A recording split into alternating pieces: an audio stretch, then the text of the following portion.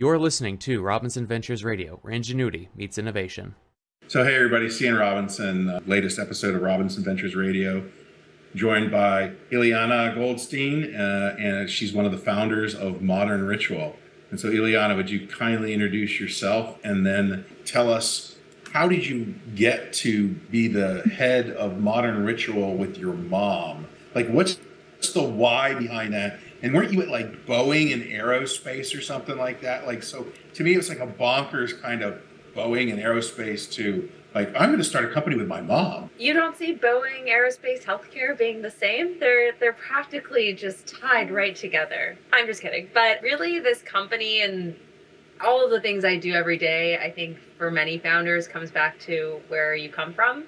And I come from a healthcare home. That's really what I saw, what I knew growing up. My dad's been a primary care doctor in a health system, doing lots of research in nicotine and tobacco cessation work. And my mom is a dermatologist who started her own private practice and grew that to 6 locations and 25 doctors. And so for me, I took the route of I'm not going to become a doctor because I want to enjoy my weekends and late nights. And too funny because when you become an entrepreneur, that's the first thing that goes. Right. is your weekends and your nights. But I really liked to spend car rides with my dad, brainstorming new ways that we could travel from point A to point B. And that's just the way that my brain works. We like to do that.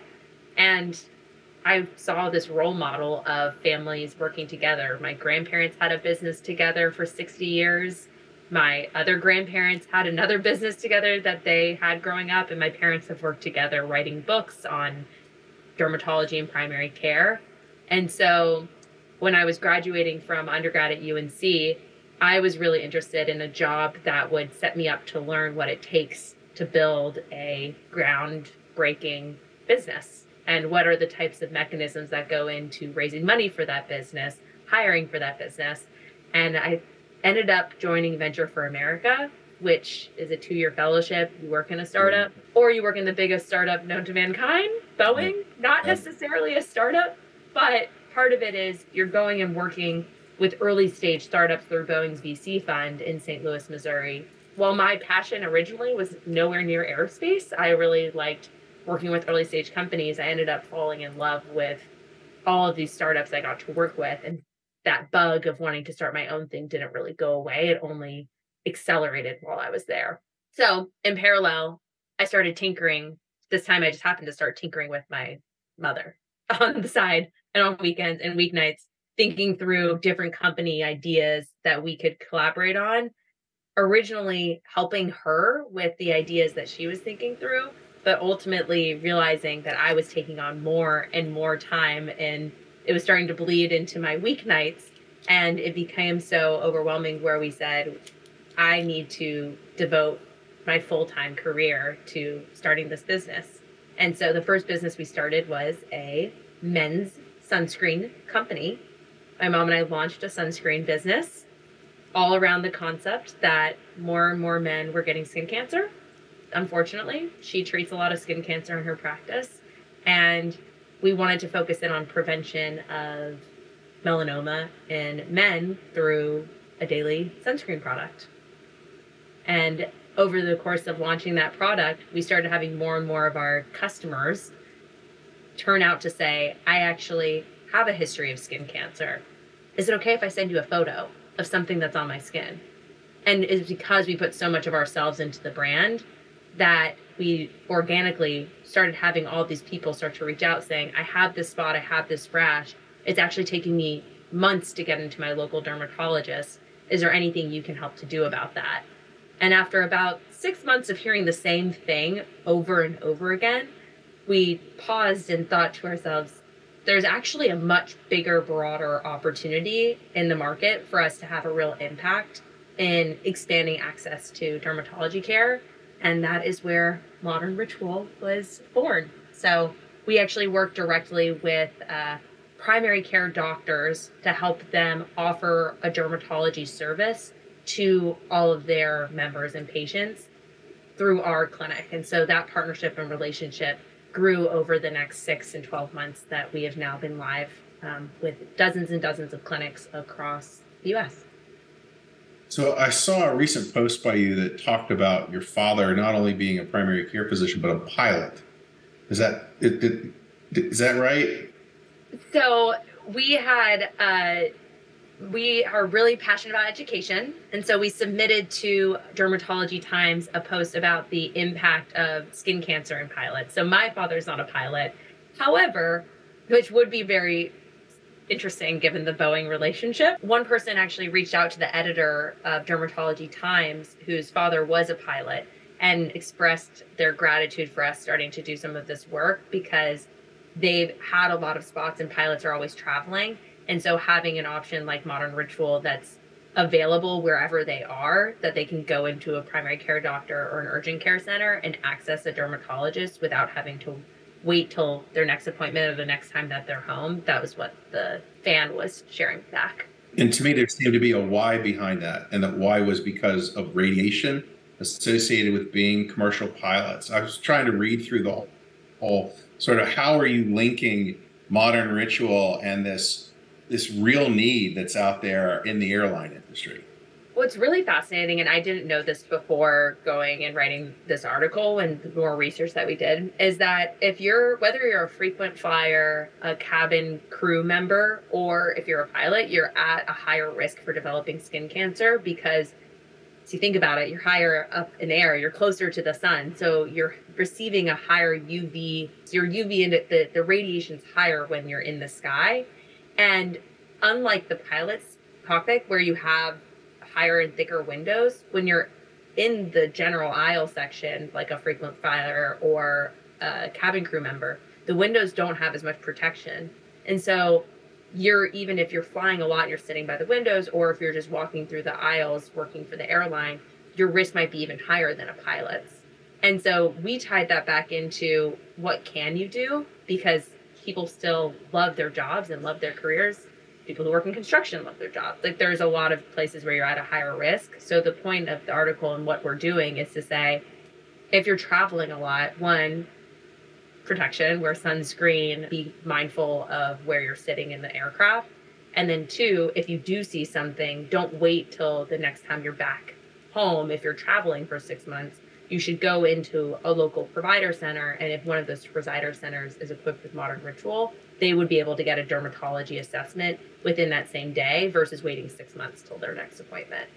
So what is Modern Ritual? What is the concept and what is the application of Modern Ritual itself? At Modern Ritual, we enable primary care doctors, urgent care centers, and health systems to offer dermatology services to their patient population within a matter of days versus those patients waiting months to go to their next dermatology appointment. And that works by when you as a patient go into your PCP for a visit, that primary care doctor is able to take a high quality photo using what's called a dermatoscope, so a high resolution camera device of you, the patient's spot of concern. That photo is submitted to Modern Ritual alongside the clinical history of the patient. So is that spot new? Is it changing? And from there, one of our dermatology readers will respond back to the primary care doctor on average within the same day or within 2 business days on the results, the diagnosis, care plan. It's almost like the dermatologist had been in the room with the provider and the patient. Once you do that handoff back to the PCP, what's the plan of care if it's nothing? So there's no plan of care if it's, hey, there's nothing, but it's something. Is that handed back to the PCP for them to navigate that patient? Or I guess the best way is, where do you start and stop? Where do you stop once you get that process started?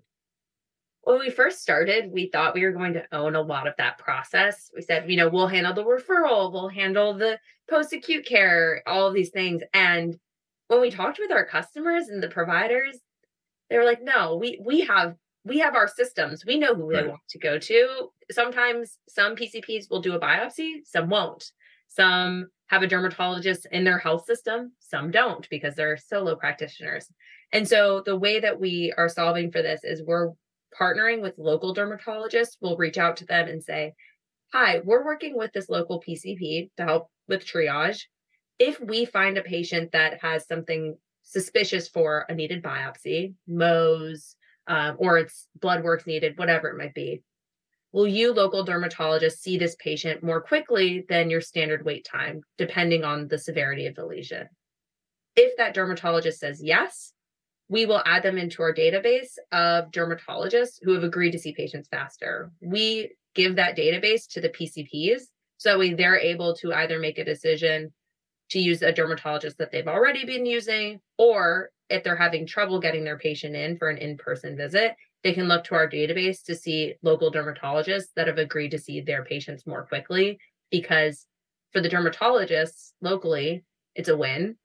They are seeing higher acuity procedural patients versus something lower acuity that might have been managed with modern ritual. And for the PCP, now they have less of a headache with the referral process. So far with our data set, we're seeing about 85% of all rashes, eczema, non-spot concerns managed without a referral, so managed in clinic, and about 55% of the spots of concern, moles, pigmented lesions, being managed without a referral. So as a whole, significant reduction in unnecessary referrals, unnecessary biopsies as a whole. One of the things we talk about is patient leakage, right? And so this PCP is better able to keep their patient within their practice and not have them leak out to somebody else to go get these concerns taken care of. And so would you consider yourself an extender for the PCP to be able to offer those services and prevent that patient leakage? 100%. We're talking with advanced primary care groups, and that's the number one thing that we hear over and again is about system leakage. And then at the same time, you could tell your patient to go to a dermatologist. Are they always going to go? No. Are they going to go to the ER? Are they going to go to urgent care? Right. So if we can, and then do they come back to you 6 months later if it didn't work? So if you can reduce those secondary and keep them in your system. And also we hear the PCP tell us that they like the educational component. All of our dermatologists are responding to them as doctors. They're not responding to the patient directly. So they've seen this as a tool to expand their knowledge capacity when treating various skin conditions, because they get to be the ones to then learn, hear from the dermatologist, and then also communicate that back to the patient. So it makes them look really good with the patients because they get to provide the final diagnosis and treatment plan back to their patient. So you've talked a lot about going directly to the PCPs and the dermatologists. Are there other clinicians that you talk to? Are there other modalities? I would think that there's also a flip value proposition over to a payer or a employer that they could use your service. Yes, and. So in the we're talking with employers through on-site health clinics. Radish, who is one of our groups that we work with today, Radish Health has on-site health clinics with employers, and we've been able to partner with a group like Radish to offer those employees dermatology checks within their system, so they're not taking a day off of work for the unnecessary dermatology visit, and they're also reducing that total cost of care. So it's that same value prop, just slightly different. Same for payers that we're talking with right now, where this becomes an offering for the PCPs within their networks that they're covering. So that's been dual go-to-market. So talk to me about that payvider, concept that you're talking about, right? Because we're seeing more and more in the healthcare marketplace, the consolidation into that payvider. So I'll pick on them, so you've got UHG, United Health Group, right? And they own Optum and they own United Health. So they employ the largest number of primary care physicians in the United States, and they're the insurer. So are you encountering more of those payviders in the marketplace? And does this value prop resonate with them? The value prop 100% resonates. The web of healthcare tie-overs with Oak Street in relationship, Walmart Health, the announcement with CVS, and with all of these new systems where everyone has some foot on some ledge that has a fee-for-service driven, and then you have a foot on the other ledge that's value-based, care outcomes driven, and you see the two moving. And there's a lot of folks who, I think what they appreciate with us is that we've been able to work in both systems. Like I think you have to, as an early stage startup in this time, be able to speak and understand how you can talk to an ACO or a payvider that has some risk, but they also still might have 60% fee for service. So they might not be right. They're only taking the upside risk, right? Right. They're not taking full capitated risk. They're somewhere in between fee for service and full capitated, where they're just saying, hey, if we do this really well, we get a bonus, right? And for those who are listening, ACO is a accountable care organization, a provider of healthcare services, right? And these payviders, we've covered that. That's the insurer is also got employed clinicians with them, right? And so one of the reasons why we were interested in Modern Ritual is you didn't have it at the time when we invested, but there was definitely a line of sight into how do we structure that, and having Ben Swig as part of your team to think through that. And the most important is you're too young of a company and not as capitalized as you need to be to take on these big value-based care contracts, right? You could go upside down really quickly if you're not hyper focused on you've gone through an activity-based costing exercise, you know exactly how much it's going to cost you to deliver that service, you know what that upside risk is going to look like, you know how to maximize that upside risk, right? Otherwise your toes up quick. Yeah.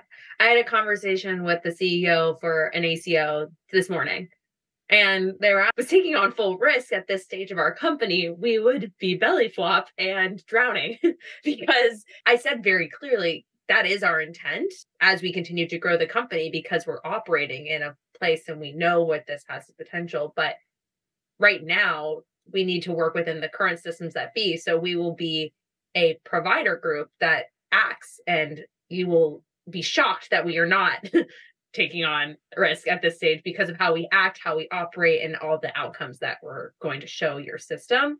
But I think it's not, I've personally taken this approach of you have to involve your customers, your partners in your co-development. And so they know that this is what we are building, and they know this is where we're starting. And so to create those outcomes together versus I'm going to pretend like we're already at step D today. Right. That's right. So I'm going to switch gears a little bit on you. What's the hardest thing you've done so far in Modern Ritual? If you guys can't see her, she just made this face. It was like, I think people say all the time, startups are hard. There's so many different areas. Mine's going to be really specific, and that I've had to really learn working with my family how we first and foremost maintain our familial relationship and operate that while also operating as partners in our business. And it's also sometimes the hardest things are the most rewarding things.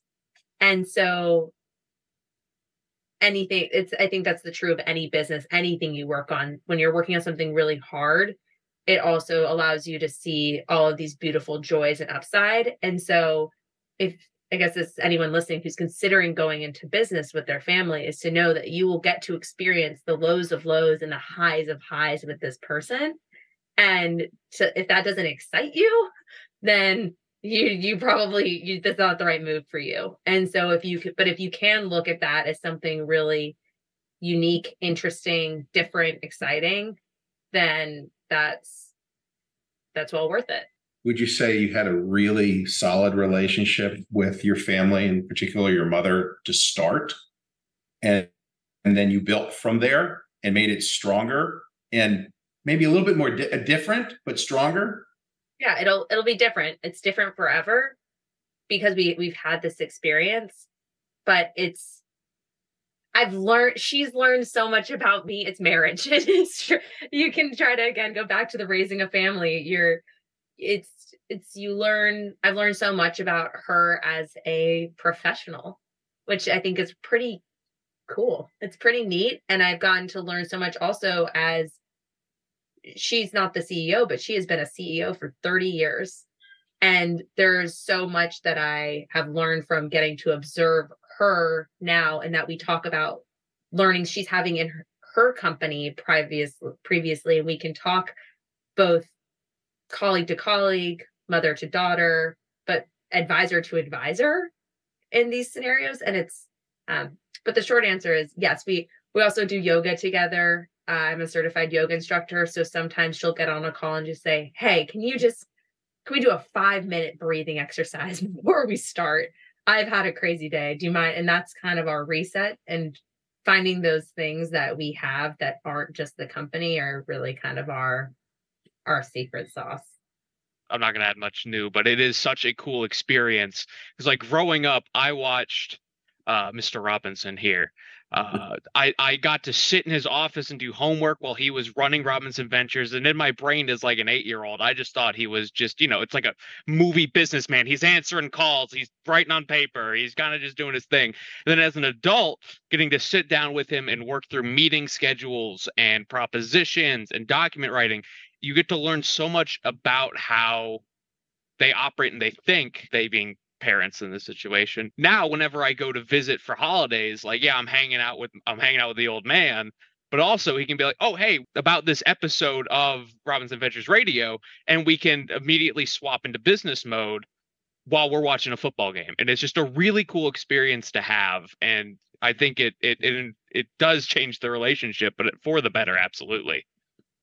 Critical point there, though. You have to enjoy having a football game on and flipping, for me, flipping back and forth. My mom and I will sit on the couch to watch Law and Order. And every few minutes we're like, oh, did you send that email yet? Oh, did you review that contract? Law and Order is a staple of our household as well. Just so. Right? Much like your family, Elianna, Tucker had a dad who was the CEO of his own company and started it from the ground up. And then a mom who has been the president of 2 universities, right? So, you have to be comfortable if you're going to go into business with family, understanding that you put the pitchforks and knives down when you come at the door to go have dinner, right? And you behave well.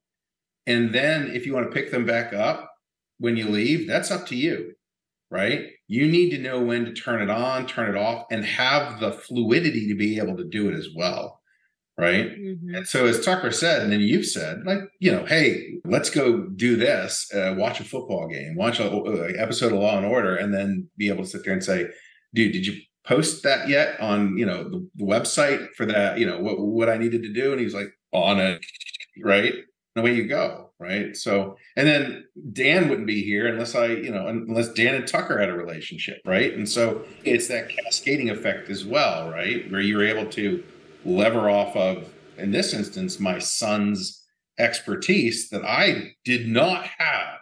So, right. And so I've learned as much from Tucker and Dan with this whole, let's do, and it was Tucker's idea. Dad, you've got really good conversations. Let's do a podcast. And I'm like, for real, me doing a podcast? Like, how do you do a podcast? And then we walk through it. And I'm sure like that was the conversation with your mom, right? To your point, this like layers of expertise and where they lie. We were going through yesterday, and I really needed, I just didn't know without a dermatologist. And I actually hear from a lot of our customers too.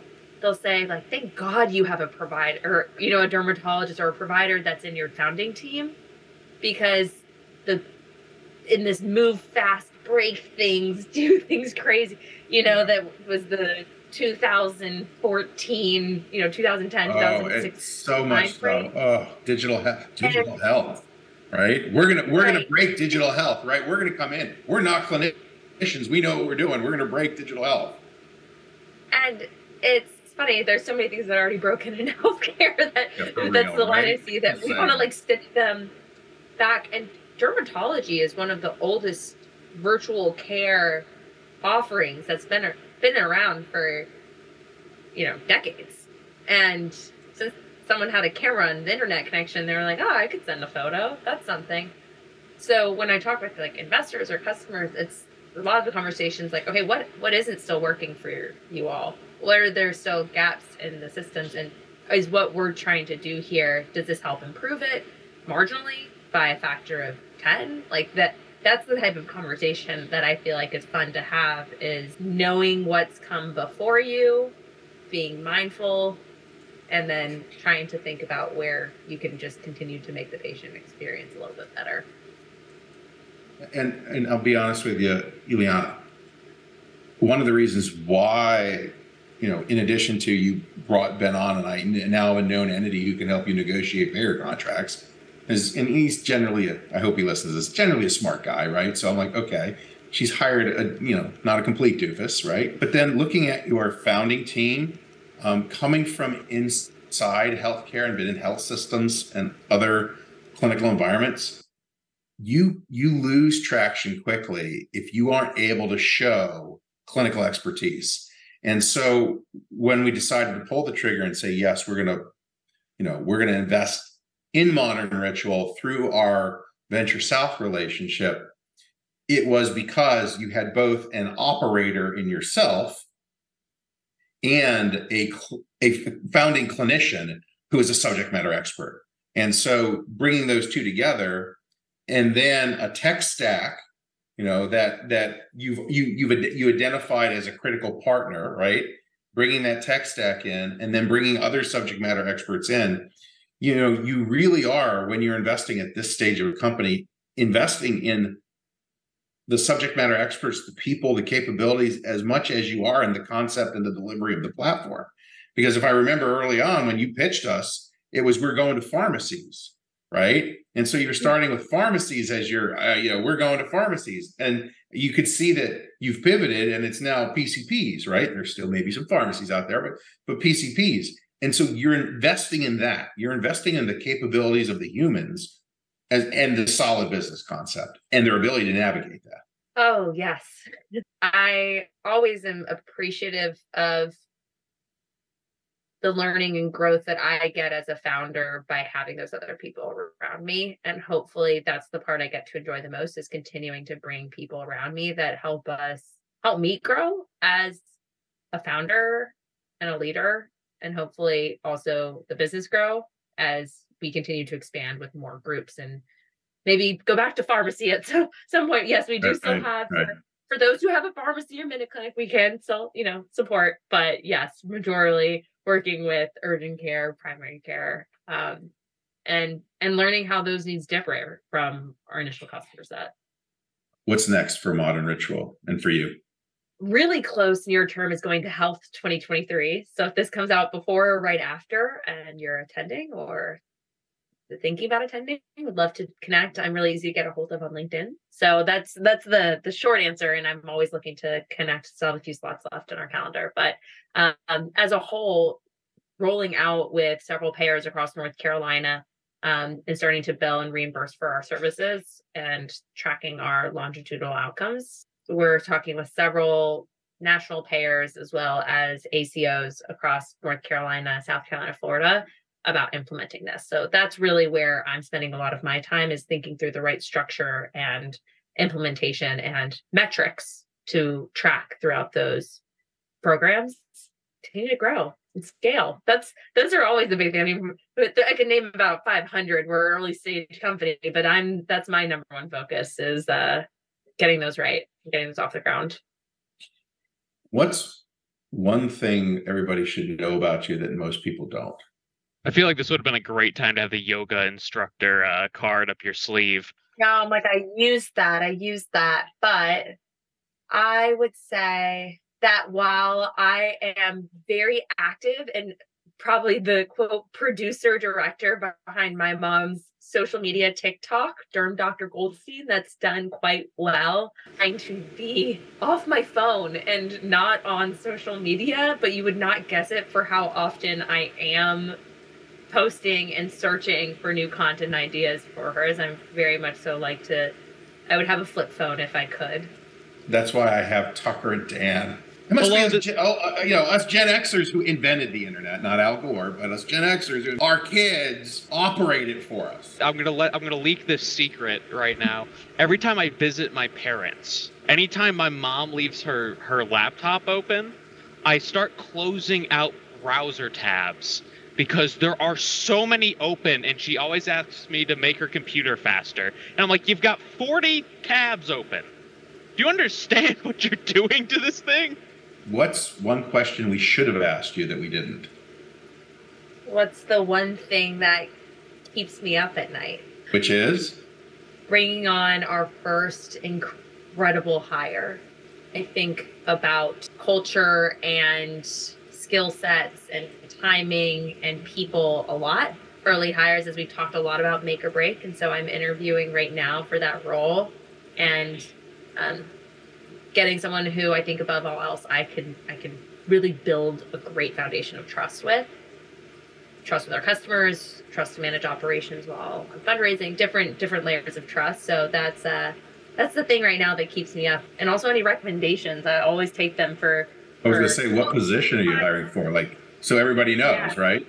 Yeah, I'm currently hiring. It's a chief of staff, which is more of a clinical ops and customer facing role than it is office administration role. It is truly a thought partner as we're going into payer conversations and onboarding new clinics. So we're at that stage where if you like doing one thing every day, this would 100% be the worst role for you. But if there's a lot of things that really excite you about growing and building a company, then this would be the exact place you would want to be. And we're in parallel. So, Robinson Ventures I've owned since 2002. It wrapped up in 2012 when we went to Louisiana with a lovely exit from Robinson Ventures version 1.0 and restarted it in 2021. And we'll be making my first full-time hire, much like yourself. I have a young lady starting with us November 1, and her title is project manager, right? And it's because I need that person who is like almost an external brain that can do a few things for me, but also be in these meetings to sit there and say, okay, we now have this part of the client project that we need to move forward. Here are the outcomes, or here are the tasks, or here are the, right? Because as you know, you're both selling, delivering, right? All every day, all day long. And so now by bringing this person on, you get capacity, right? Okay, I was going to ask you, I was going to say, what's one thing that people need to know about you that they might not expect? But you might have answered that already. Well, the good thing is you can go to the first 2 episodes of Robinson Ventures Radio and listen to the 2 episodes out front. Excellent plug. Excellent plug. So what you need to know, being that I'm in your cap table and kind of like a ad hoc advisor floating around out there when you need me, is that I have a penchant for investing in companies that are led by strong female founders. And that has been inspired by Tucker's mom, Natalie, Dr. Natalie Order. And I've watched her and what she's had to go through to become a president, a chancellor of a community college system that she grew from a handful of campuses to 10 and serving 18,000 students in rural central Louisiana. And now the first female president of Coker University here in Hartsville, South Carolina. And I've watched her have to overcome, and not just the typical glass ceiling that's out there still. And y'all, I'm not air quoting it for folks listening to be pejorative. It's true. But to overcome that at every step, it's a privilege for me to be able to work with female founders and female CEOs, having seen what's gone through. So experiencing it from the other side, but then also carrying it in places that I can go that they may not have been able to go to, and to get interest in that way, shape, or form, right? And so using my subject matter expertise or whatever it is I can bring to the table to help them move their companies forward it's enormously important to me, right? It's and this is going to be the selfish part. I am finding greater returns from investments in those founders. You can go out to Boston, the Valley, and Silicon Valley in California, and meet with the tech dude bros all day long. But what you don't get is the focus that we need to have on the non-coastal areas and the non-traditional founders and the female founders, because that creates capacity in our economy, that creates wealth generation, and that furthers us forward as a society. What have you seen as being a female founder in healthcare and tech? I mean, just like whack, like that's two of the hardest areas in the United States to be a founder, period, even if you're a tech dude bro, but being a female founder. I sometimes think I have it somewhat easier because if I was a female healthcare founder working in female health, that would be an even tougher around menopause or some of the other, which several of my good friends do. And there's layers. There's always so many layers. And I learned that at Boeing, which also aerospace is an area that does not have a high percentage of women necessarily in there. And they're working on that. Same thing, pilots. But I think that there's an interesting balance of folks who genuinely want to help and those who want to see you succeed, as compared to sometimes those who think that they know better, even if they do know better and best, I guess is the best way of framing it. That sometimes that's been a challenge, is navigating the knowledge that I am always humble and new and approaching that with we are building our subject matter expertise as a woman. And so I think that as a female entrepreneur, I've really come to value the relationships I've been able to build with other female healthcare entrepreneurs, whether that's hosting events for other female healthcare entrepreneurs, to connect with other healthcare investors, with other partners. Like, it just always comes back to having community and being able to ask other folks, is this normal? Is the way that is this normal or is this abnormal? And sometimes it's yeah, that's normal. You gotta wait. You gotta wait your turn. You gotta play the cards. You gotta wait it out. Or no, that's not acceptable. And you can't be treated that way, talked to that way. And I think having community to have those conversations with I'm actually headed to a female healthcare event this evening, which is the highlight besides this podcast of my week. Nice, very nice. Is to have those relationships and really be able to discuss and collaborate with them together. No, true that. I was talking today. One of my portfolio companies is going to announce that they've put a new CEO in place, and that CEO is a female. And during the internal announcement, when we were having the conversation, she talked about having imposter syndrome. And I said, it's real. Don't ignore it. It's real. At the same time, you will push through it. You will absolutely overcome it because you have everything you need. And Elianna, I tell you, we take it seriously. And, we wouldn't have invested in you and Modern Ritual if we didn't see everything you need, you have. And you just have to continue to believe in yourself. And having your mom being, pardon my language, a badass boss lady, right? Because it's also true. I've got a badass dad who sometimes that's the other last thing I'll say about having family businesses, finding ways to bring that other person in. Everyone has so many different things to bring to the table. And so that's, I guess, the last piece I'd call out is find ways to bring others into the loop. If you're working with your husband, see if your child can come in. If you're working with your father, how can your mother help? Just find different ways to bring other people in, because it's a really cool experience for everyone to get to share in. Well, thank you for your time today. It's been fun. It's and getting better to know you.